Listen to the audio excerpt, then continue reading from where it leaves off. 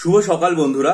গতকাল আমি যে ভিডিওটা করেছিলাম শ্রদ্ধেয় সাংবাদিক শ্রী সুমন চট্টোপাধ্যায়কে উদ্ধৃত করে, তারপর বহু পরীক্ষার্থী আমাকে যেটা জানিয়েছেন সেটা হচ্ছে যে কলকাতা হাইকোর্টের এই বিষয়ক যে রায় সেটা একবার পড়ে দেখার জন্য।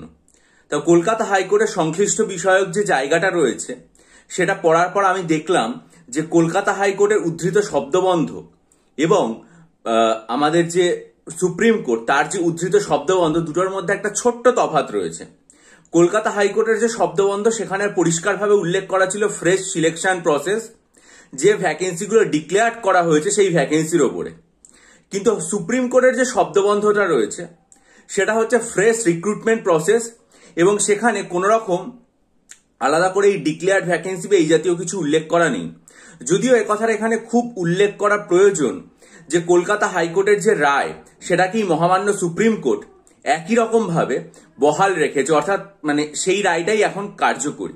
কিন্তু সাধারণত আমরা জানি যে আইনের যে বিষয় বা আইনের বিভিন্ন যে রায় বেরোয় সেগুলোর মধ্যে এক একটা শব্দবন্ধ যেগুলো রয়েছে বা একটা শব্দের যে প্রয়োগ সেটার প্রভাবে কিন্তু অর্থ যেটা বা তার যে প্রয়োগ বিন্দু যেটা সেগুলোর মধ্যে অনেক পার্থক্য হয়ে যেতে পারে। কারণ এই যে ফ্রেশ সিলেকশন প্রসেস ডিক্লেয়ার্ড ভ্যাকেন্সিগুলোর ওপরে আর ফ্রেশ রিক্রুটমেন্ট প্রসেস যেখানে কোনো ভ্যাকেন্সি সম্পর্কেও কিছু উল্লেখ করা হয়নি, সেই জায়গাটার মধ্যে একটা ছোট্ট তফাৎ হতে পারে। আমি এই ভ্যাকেন্সির জায়গাটাতে জোর কেন দিচ্ছি সেটার কথা একটু পরে উল্লেখ করছি। প্রথমে যেটা বলি সেটা হচ্ছে ফ্রেশ সিলেকশন এবং ফ্রেশ রিক্রুটমেন্টে আপাত দৃষ্টিতে যদিও মনে হয় যে কোনো তফাৎ নেই, কিন্তু একটা ছোট্ট তফাৎ একটু ভাবলে হয়তো মনে পড়ে। কারণ একটা প্রক্রিয়া সেটা শুরু হয়ে গেছে, সেই শুরু হওয়া প্রক্রিয়াটার বিজ্ঞপ্তি প্রকাশিত হয়েছে, তার পরীক্ষা নেওয়া হয়ে গেছে এবং সেগুলোর মধ্যে সেই প্রক্রিয়াটা সিলেকশন হয়ে গেছে, তারপর কোনো কারণবশত সেই প্রক্রিয়াটা বাতিল হয়ে গেল। সেক্ষেত্রে যদি আবার পুনরায় সিলেকশন করা হয় ফ্রেশ, তাহলে কিন্তু নতুন করে আগের যে কিছু সেগুলোতে বিশেষ পরিবর্তন আনার প্রয়োজন পড়ে না, বরং সেই প্রক্রিয়াগুলোর ওপর ডিক্লেয়ার যে ভ্যাকেন্সিগুলো রয়েছে সেগুলোর ওপরেই আর একবার করে পরীক্ষা নিয়ে সিলেকশন প্রসেসটা করে দেওয়া উচিত। অন্যদিকে অন্য যে শব্দবন্ধ সেটার মধ্যে কিন্তু যেমন আমরা বলি যে একটা নতুন রিক্রুটমেন্ট করতে হবে, সেই নতুন রিক্রুটমেন্ট করা মানে কিন্তু পুরো প্রসেসটাকে একদম সম্পূর্ণ নতুনভাবে করতে হয়। এবং এই সম্পূর্ণ নতুনভাবে করার ক্ষেত্রে সেখানে সুযোগ দেওয়ার যে জায়গাটা সেটা কিন্তু শুধুমাত্র যে যারা পূর্ববর্তী প্রক্রিয়ায় অংশগ্রহণ করেছিলেন তার পাশাপাশি যদি মনে করা হয় যে নতুনদেরও সুযোগ দেওয়া হবে তাহলে কিন্তু সেই জিনিসটা এসে যেতে পারে।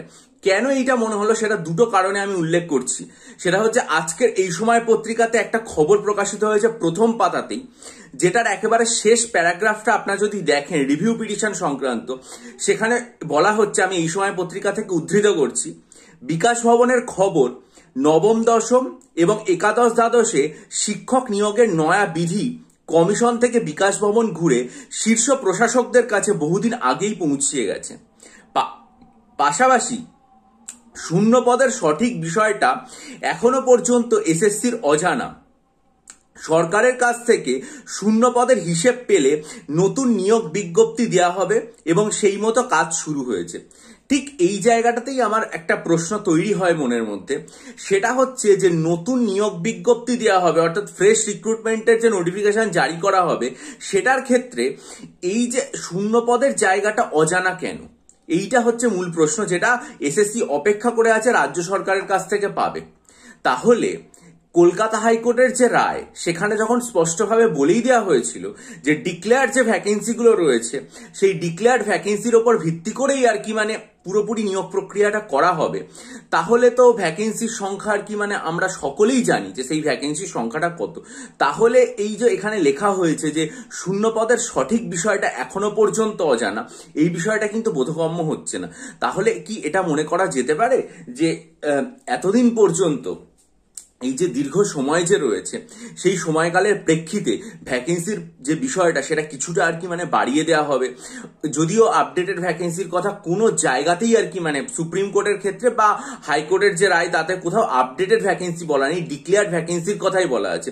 কিন্তু এখানে যেটা বলা হচ্ছে সেটা হচ্ছে রাজ্য সরকারের কাছ থেকে শূন্য পদের হিসেব পেলে নতুন বিজ্ঞপ্তি জারি করা হবে। এই জায়গাটাতেই একটা প্রশ্নচিহ্ন থেকে যায়।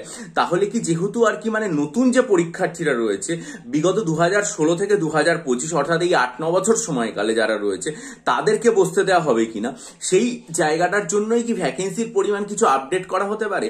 আর সব থেকে যেটা বড় কথা সেটা হচ্ছে গতকাল TV9 বাংলা চ্যানেলে একটা খবর প্রকাশিত হয়েছে এবং সেখানে যেটা বলা হয়েছে যে পরীক্ষায়, আমি একদম কোট করছি TV9 বাংলা থেকে, যে পরীক্ষায় বসার সুযোগ পাবেন নতুন পরীক্ষার্থীরাও সরকারের কাছ থেকে শূন্যপদের হিসেব পেলে তবেই বিজ্ঞপ্তি। আমি এই যে ভিডিওটা, এটা লিঙ্ক এই ভিডিওর ডেসক্রিপশন বক্সে দিয়ে দেবো TV9 বাংলার, আপনারা দেখে নিতে পারেন, তাহলে আরো স্পষ্ট হবে।